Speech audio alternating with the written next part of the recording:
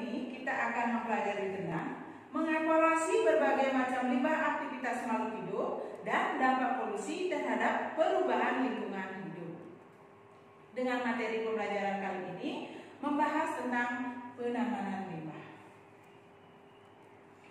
Setiap aktivitas yang dilakukan oleh manusia dan benda-benda tentu akan menghasilkan sisa atau buangan. Disebut apakah sisa atau buangan itu? Menurut Kamus Besar Bahasa Indonesia, pengertian limbah yaitu yang pertama, sisa proses produksi. Kemudian kedua, bahan yang tidak mempunyai nilai atau tidak berharga. Selanjutnya, pengertian polusi adalah pengotoran baik udara, air, dan sebagainya.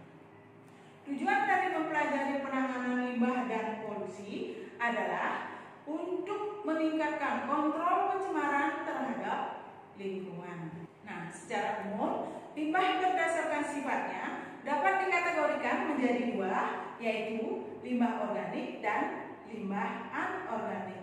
Yang pertama, limbah organik adalah limbah yang mudah terurai. Contohnya, limbah yang berasal dari sisa pertanian dan perkebunan seperti limbah sayuran dan buah-buahan.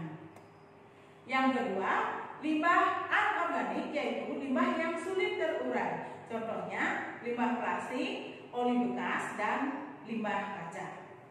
Selanjutnya, macam-macam limbah berdasarkan sumbernya. Yang pertama, ada limbah industri, kedua limbah pertanian, ketiga limbah tambangan, dan limbah domestik. Prinsip pengolahan limbah pada dasarnya mengutamakan pencegahan agar tidak terjadi pencemaran lingkungan. Prinsip tersebut secara umum disebut dengan 3R. 3R yang pertama yaitu adalah reduce, mengurangi sampah dari sumbernya. Contohnya, ketika kita sedang membeli barang, biasanya toko akan memberikan plastik pembungkus. Hal tersebut dapat kita tolak jika barangnya dapat kita bawa tanpa plastik pembungkus. Kemudian 3R yang kedua yaitu reuse, yaitu upaya menggunakan kembali suatu benda, wadah atau produk yang masih bagus dapat digunakan kembali. Contohnya, botol minyak goreng, botol parfum, dan lain-lain. Kemudian yang ketiga, recycle, upaya memberi nilai tambah pada suatu limbah sehingga dapat digunakan kembali meskipun fungsi yang berbeda dari fungsi sebelumnya. Contoh, kemasan minuman dapat dimanfaatkan untuk membuat tas. Nah, sesuai dengan materi kali ini, kita akan membedakan cara penanganan limbah dan melakukan penanganan limbah pada lingkungan. Penanganan limbah cair meliputi pengolahan primer, sekunder, dan tersier yang dilakukan secara sistematis dan kemudian dilanjutkan dengan proses disinfeksi.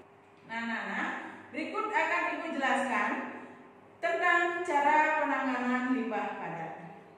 Nah, adapun penanganan limbah padat yang pertama ada GERD, yaitu limbah yang mudah terurai, umumnya dikelola dengan dibuat kompos. Kemudian yang kedua, refuse, yaitu limbah yang tidak mudah membusuk, umumnya berupa sampah yang dapat didaur ulang, misalnya plastik, kaca, kertas, atau tulang dari hewan, karena tidak mudah terurai, biasanya dapat dijadikan bahan recycle.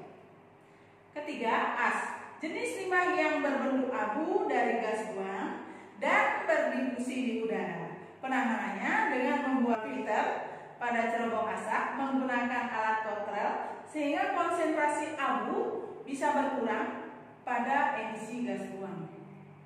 Bagaimana anak-anak? Tahukah dampak pencemaran terhadap kesehatan manusia? Banyak gangguan kesehatan akibat dari pencemaran seperti karbon monoksida dalam hemoglobin dapat menyebabkan sakit kepala atau pusing. Kemudian gangguan emosi, terganggunya fungsi organ dalam, contohnya misalnya timbal dapat menyebabkan kerusakan pada otak. Anak-anak di rumah ada beberapa produk hasil daripada pengolahan limbah. Yang pertama, pembuatan kompos, kemudian biogas, kertas daur ulang plastik, kerajinan logam, dan kaca. Anak-anak, itulah tadi bagaimana penanganan limbah pada lingkungan. Untuk penanganan mengelompokkan limbah, kita harus mengetahui atau mengelompokkan limbah terlebih dahulu supaya tidak membahayakan lingkungan ataupun diri kita sendiri. Anak-anak, demikianlah pembelajaran kita hari ini. Sampai jumpa. Om Santi Santi Santi Om.